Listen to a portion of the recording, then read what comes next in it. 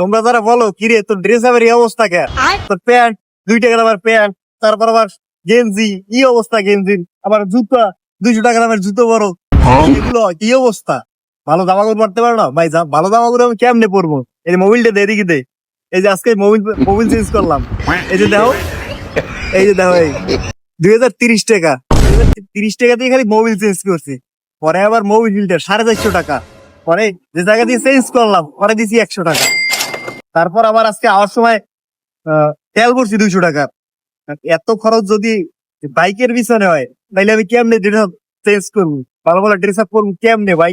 তোমরা একটু যে আমি এত খরচ তাহলে বাইকের পিছনে আমার যে প্রতি মাসে যে বাইকের পিছনে যেটা খরচ হয়, একটা সাধারণ পোলাপান এমন করে যে কটা পকেট খরচা হয় না। আমি কেমনে ভাই ড্রেস আপ চেঞ্জ করবো তোরা আমার বুঝো।